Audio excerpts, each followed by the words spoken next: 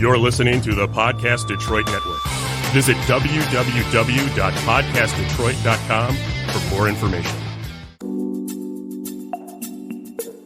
Welcome to Smart Sex, Smart Love, where talking about sex goes beyond the taboos and talking about love goes beyond the honeymoon. I'm Dr. Joe Court.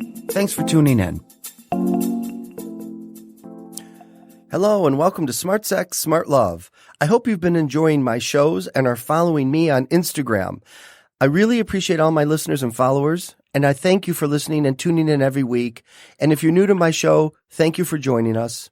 This week, my guest is Skip McClatchey, and we'll be talking about HIV and AIDS. Skip started his work as a volunteer with the Wellness Project in Ferndale, Michigan in the early 90s. His first job in HIV was with a community-based organization called Friends Alliance, which was a member-based organization where all members were either living with HIV or affected by HIV. Today, Skip works for Michigan's Wayne State University Adult HIV/AIDS program and believes HIV stigma is unwarranted and helps nobody. Welcome, Skip. Thank you. I really appreciate you coming on the show and talking about this. You know, even though we have made so much progress, I still, as a 57-year-old man who went through the whole AIDS crisis in the 80s and 90s, it sends shivers through me. It's like it's yesterday. I remember being a kid, or, a young man, and waking up every day thinking, this can't be real. Like, it's like almost a surreal experience. Do you remember the same? Yeah. I don't know how old you are. Yep. I am 64, and I remember that and how scary it was. And even once I started working in the field, we were having funerals, 2 and 3 funerals a week of members from the organization that I was working at. And it was really right around then is when they started the cocktail treatment. And they realized that they needed 3 types of medication to start to control the virus. But for many people, it was already too late. And to be living with that death all the time, it was very depressing. It was I remember, so I was in college, right? So I had hundreds of partners. We have research now that show gay men, as I am, have more sex and more sexual hookups than straight men and women and lesbians. And because there's more opportunity, there's more availability. And I was a kid in a candy store in college. And so hundreds later, I find out about HIV and AIDS, and terrorized me. Back then you had to wait 2 weeks before you got your results. And I told no one, not even the therapist I was seeing, until I got my negative response. And I remember making a deal with the universe saying, if I'm negative, I will and I worked at Wellness for a while and help these men. And I remember how awful it was. The lesions, the weight loss. I mean, everything. It was just so awful. Right. Yeah, they didn't really know how to treat it effectively, so they just kept throwing more toxic medicine at the patients, and there was more. The side effects were terrible.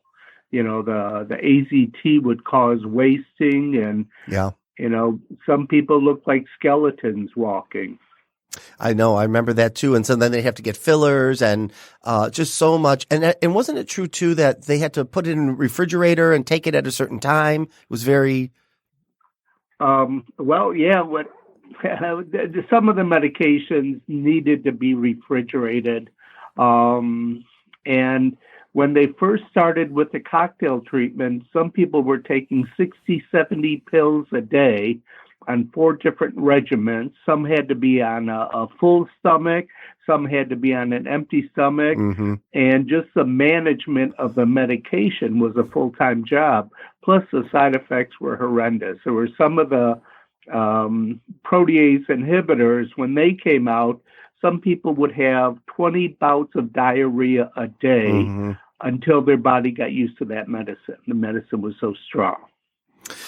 I didn't. And how do you live a life? How do you go to work? How do you take a bus somewhere if you don't know when you're going to have your next bout of diarrhea? I know. And there's all these men that were all around us dying. And I didn't know until most recently that this was primarily impacting, at first, African-American males. But they never showed that on TV. They only showed white males. Did you know that? Yeah. But I think actually the beginning, it was mostly in the white community, white gay community. In fact, before AIDS, they called it GRID, or gay-related infectious disease. That's right. I remember that. Yeah. And there was, at one time they called it the 4-H Club. It was homosexuals, hemophiliacs, heroin users, and Haitians for the most infected populations. But the reality, and everybody likes to say, well, I'm not Haitian, or I'm not this, or I don't use heroin anymore, or whatever. But the reality is that all it takes is unprotected sex to put somebody at risk. And I personally don't know anybody who has not had unprotected sex in their life. Mm-hmm. So everybody is really at risk, should be tested. If they're infected, here in Michigan, we have programs that can make sure everybody gets treated. And if you're not infected and you continue to have risky behavior, there's PrEP, the pre-exposure prophylaxis, so that if you were to take this medication, even if the virus got to your bloodstream, you would not be infected, because the medicine would keep it from being able to make a copy for 28 days, and then the virus would die off. So wait, let me just pause there, because that's really important. Most people, believe it or not, and maybe you already know this, they don't know that. I teach and train therapists all around the country, and I tell them about PrEP, and they're like, I don't understand. They never heard of it. So what you're saying, this is a medication that if you take it on a daily basis, prevents HIV transmission and AIDS transmission, and I think it's 99%. Isn't that right? Yes, absolutely. Yep. So you can remove barrier protection. Obviously, you want to be careful because you can get other STIs like gonorrhea, syphilis, those things, but you're not going to get HIV. Correct. Right. As long as you take the medicine correctly. You've got to take it before you have the risky behavior, and then you have to continue to take it for the 28 days afterwards. Okay. And most people just take it every day, right? Like, so that they can be yeah. And then, isn't it true they have to be tested every 3 months to make sure the meds are not harming the organs and that it's working properly? Correct. And they've come up with a second medication. The first medication they knew could affect the kidneys as well as bone density, but they've improved that medication, and now they've done the research to show that it will work as PrEP as well, and it doesn't have the same side effects. That's great, right? Because, and then isn't it, I've also heard or read that there have been some seroconversions, in other words, going from negative to positive while on PrEP, but it's because when they did the blood work, the men weren't taking the medication properly. It wasn't the medication. Correct. Yeah. And then I know I did a training in Boston, and they told me there that they do not allow, like they won't even refill prescriptions. They require the men to be in the office every 3 months because of the dangers to the kidney, because that's where it metabolizes, right? That's where, I'm sorry, I didn't hear your question. That PrEP metabolizes in the kidney, right? Yes. Right. Yep. So they're, want to be careful about any organ damage so that if there is, then they can stop the medication and things return to normal. Can you talk about, is there anything more you want to say about PrEP? Well, if there were a problem, they could switch them to another medication. And now they do have the one that does not have the same side effects. So I think that most people are starting them off on that and not even using the one with the side effects. Okay. They still do the blood work every 3 months, and they just want to make sure all of this medication is strong medication, and everybody's body's a little bit different. So they just want to make sure that no nothing adverse is happening. First do no harm. Can you talk about, so then there's also PEP, PEP. Can you tell the listeners what that is? Yes. So that's post-exposure prophylaxis. And it's 2 HIV medications that you take, and you need to start it within 72 hours of the risk behavior. So sometimes we use it with sexual assault people who don't know the status of the person. But we've even done it with people that have just had an anonymous hookup and they didn't use protection, and then we start them on the post-exposure prophylaxis.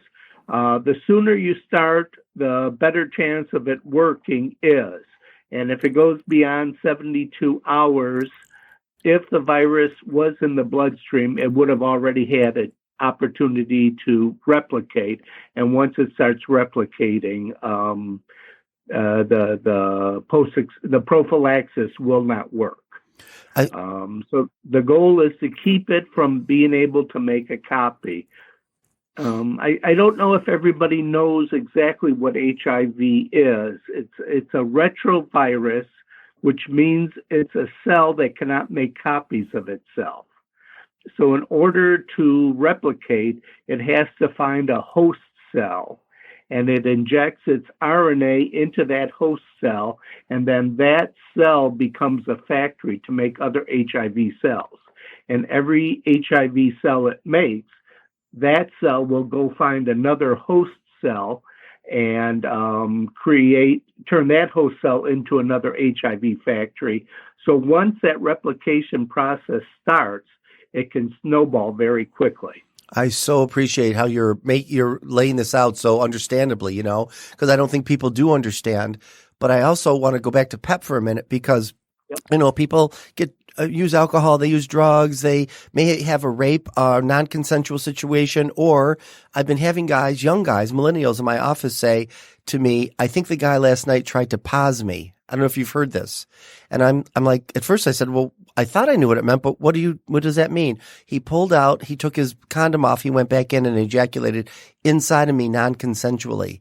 And so those are the kind of cases where you want to get on PAP within 72 hours in case you might, have transmission. Correct. Yep. So that people don't think that's just a gay thing. It's also called stealthing in the heterosexual community, where men are pulling out, not telling women, taking the condom off and going back in and ejaculating. So it's scary. Yep. It's very scary. Yeah. But again, we're lucky in the state of Michigan. We have programs that can cover everybody, regardless of their insurance or income level. The medications can be very expensive. They can be like $3,000 to $5,000 a month. Wow. But we have programs that can cover them. But even if somebody has insurance and their prescription has a 20% copay, a $5,000 medication is 20% is like $1,000. So it's a copay. Are you saying we've got programs that will cover them so that they don't have to pay that copay. The Ryan White Care Act is in place to keep people from not going broke in getting this treatment. I like that. So you're saying nobody's left behind in Michigan. Everybody is able to access that. Absolutely. Yep. That's great. And it differs state by state. Is that right? Correct. Each state, it's federal money, but each state manages their own program. And we're one of 5 states where everybody can get covered. And we don't just cover the HIV medication. It's a full formulary, because we know that people that are HIV positive have other health issues and comorbidities. So we make sure our goal is to keep people as healthy as possible and living the highest quality of life. I work in the largest clinic in the state, and we see 2,300 patients a year. Wow.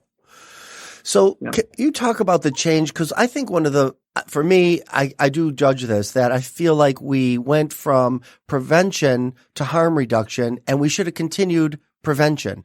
We would have those we have World AIDS Days, but we would have big concerts and big pushes, and the bars would have all these posters and signs, and you just don't see that anymore. What do you make of all that? Well, too many of the public have seen that the treatment is effective, so they don't think it's such a big deal. But it is still a very big deal. And newly infected people are just as stigmatized, and the stigma is just as high here. And that's what keeps people from being tested. The stigma keeps them from being tested and getting treatment. And again, my idea is anybody who's ever had unprotected sex is at risk. Yes. So you should be tested. If you're infected, we can get you the treatment without it, breaking your bank account. And now there's U equals U, which is if somebody is undetectable, if we get the virus controlled in somebody and they're undetectable and they continue to take their medicine, they cannot transmit HIV sexually. Right. That's a really important thing. So you're saying that in these treatments, PrEP treatments, that it can create a situation where the testing makes it undetectable. It's still there, but it's undetectable, right? Right. Yep. And just because it's there doesn't mean it's transmittable, because the medication has it, like you said, under control. So if you're in a monogamous relationship, you can take off your barrier and not even have to be on PrEP and still be able to have non-barrier sexual contact. Is that right? Correct. Yes. Yep. So, again, that we might be making assumptions, which we shouldn't, that the person only has one sexual partner. The reality is, too many people just equate sexuality with intimacy, and it really muddies up the water, So here in our clinic, we just talk about sexuality, and we understand that many people have more than one sexual partner. And so we just want everybody to protect themselves. Right. And that we don't say safe sex anymore. We say safer sex anymore. Right. Because I always tell people safe sex is when you masturbate. You're not going to get any STI or STD through masturbation. Right. That's safe. But once you're with a partner, you're at bigger risk. Now, what about people that say, I don't think I need to be on PrEP because, I have a lot of hookups, but I don't do anal sex. I do everything else. I might even swallow semen, but I don't have anal sex. What would you say to them? They're putting themselves at risk, and it's up to them how much risk they want to take. Somebody could just bite their cheek while they're eating a hamburger or something, and that creates a route to the bloodstream. So if somebody ejaculated in their mouth, it can get right into the bloodstream. That makes sense. There's also HIV can be found in pre-cum, even before somebody ejaculates. It's usually not at a high enough level to infect somebody, but again, everybody's different. Somebody living with or somebody might have another STD, and they're at a higher risk of becoming HIV positive because their immune system is fighting the other infection, and they're at risk. So everybody's at risk. The reality is that they say that 20% of the infected people are unaware of their diagnosis, and those 20% are responsible for 80% of the new infections each year. Okay. That makes sense. Wow. What about the coronavirus and HIV? Has there been a discussion about that? I know it's pretty new. Yeah. No, I haven't heard anything. They're not working together. I don't think there's enough information for anybody to make a correlation. Right. That makes sense. What do you feel about this whole thing in the gay male community, that you're dirty, right? Now, I know my clients have said when they recognize they have transmitted and now are living with HIV, that they feel dirty, but then it was all over the apps. Don't be dirty. I'm clean. Are you clean? And then there was that whole campaign, which I think was pretty successful, to get rid of all that stigmatizing. Can you talk about that a little bit? Yeah, it hasn't been successful, especially here in the Midwest. I think maybe on the East Coast and West Coast, it's a little bit more successful, but the stigma is still as strong here in the Midwest as it ever was. We see newly infected people weekly, and these young people are just as stigmatized as back in the early 90s when I first started working. It's horrible. And, there's just too much old and misinformation to get rid of the stigma. And I think I like what you're saying about the geography, because Michigan's very conservative here. So even the gay men are almost heteronormative. They don't believe in open relationships in Michigan, and the stigma against HIV is really bad. But then I have clients that land in Denver, or they go to LA, and they have on their profile, I'm HIV positive or undetectable, and their phones light up on their Grindr and Scruffs, and there's just much more acceptance outside of Michigan. Like you say, in the East and West Coasts. Yeah. Yeah. And, again, people don't realize that somebody who's HIV positive and is being treated effectively is probably safer to have unprotected sex with that person than it is to have unprotected sex with somebody who tested negative 6 months ago. Yeah. Because their virus is controlled, they're taking their medication, they cannot transmit it sexually, where the person who thinks they're negative may have had however many contacts since the last time they tested negative, and they don't really know their status. I'm sad to hear that even amongst the young guys, there's still stigma. I understand it in my generation because it was so traumatizing. And so, it really was like you were living in, a war zone, really, watching everybody die like that. And so, but the young people you're saying are like in their 20s are stigmatizing each other. Yeah. Unfortunately, the Detroit, Wayne County area is has a highest infection rate. One of the 10 highest infection rates in the United States right now. Wow. Which is going to bring some more money into the area to do more prevention work.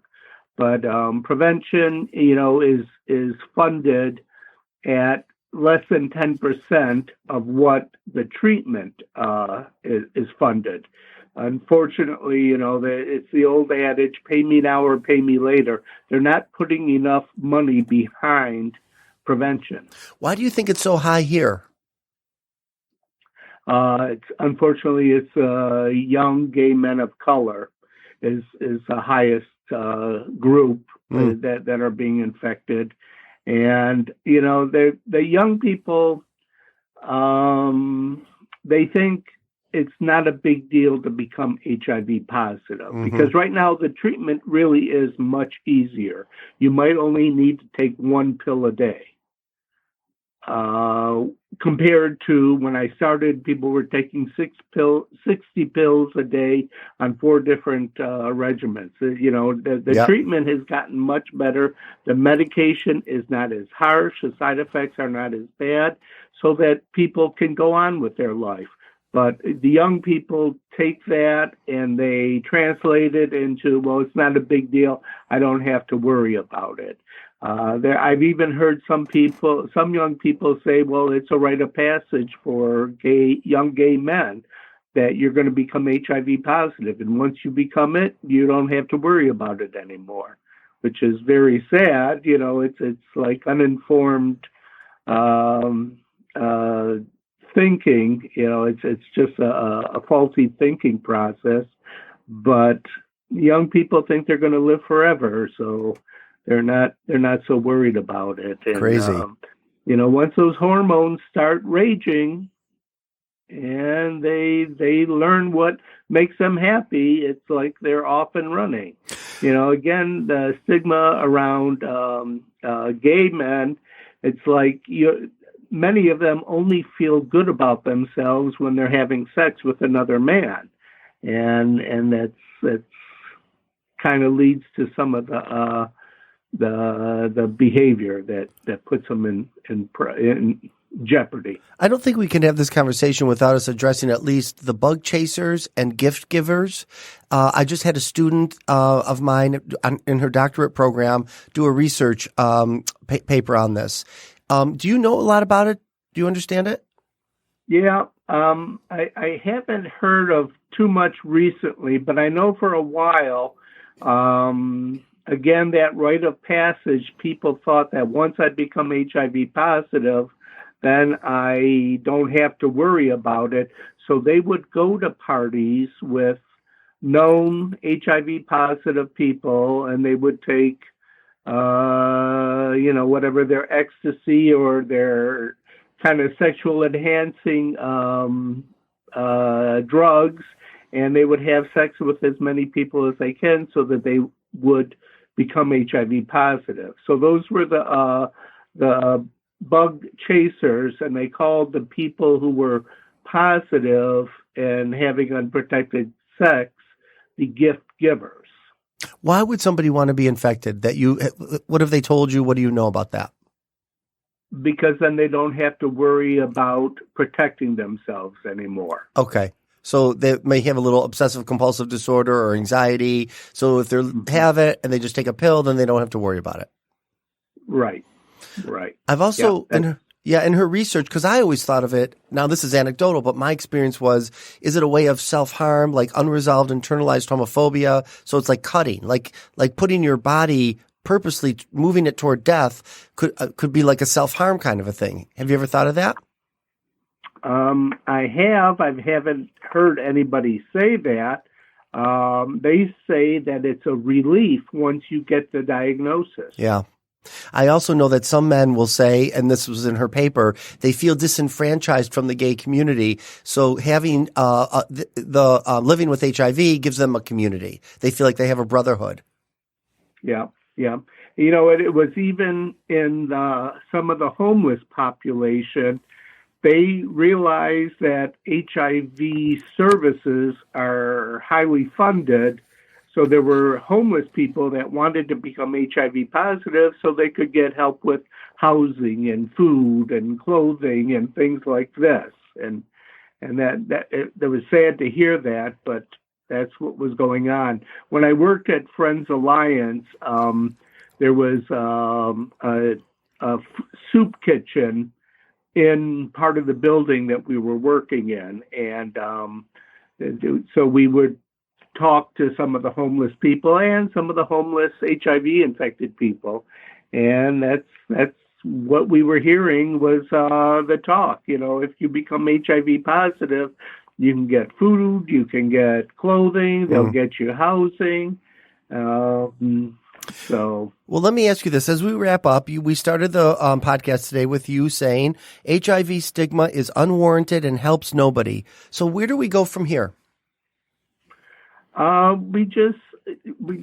think we need to treat everybody like we would want to be treated. And the reality is that it's not people that are problematic, it's the behavior. So, the stigma about people being dirty if they're HIV positive or clean if they think they're not HIV positive has nothing to do with the reality. It's the behavior, the sexual behavior. If you're transmitting fluids, you're putting yourself at risk. When I test somebody negative, I tell them just assume that everybody you have sex with is positive and protect yourself. Just do not exchange fluids. It's the behavior. It's not the person, because they may not even know that they're HIV positive. But if you protect yourself, then that's the best way. And that was even before they had PrEP. Now we also offer PrEP right here in our clinic. That's so good. And actually the City of Detroit STD clinic, which is at Woodward and Canfield, they have funding to provide PrEP for everybody. That's so nice. So how can people get a hold of you, Skip, or get a hold of your organization if they need services? Let's see. They can start with the I can give out my work number. It's 313. I'm drawing a blank. I'm drawing a blank. Let me see. I'm looking at the other number. So 313-993-8703, and that will come right to my desk. And it's a protected voicemail. And we can give you direction for testing or getting treatment, or even if you just want education. Thank you so much, Skip. And if you've enjoyed this episode, please don't forget to rate, review, and subscribe, and follow me on Instagram and Twitter at Dr. Joe Kort. That's JoeKort. Till next week, thanks for tuning in, and goodbye. Thanks for listening to this episode of Smart Sex, Smart Love. I'm Dr. Joe Kort, and you can find me on joekort.com. That's JoeKort.com. See you next time.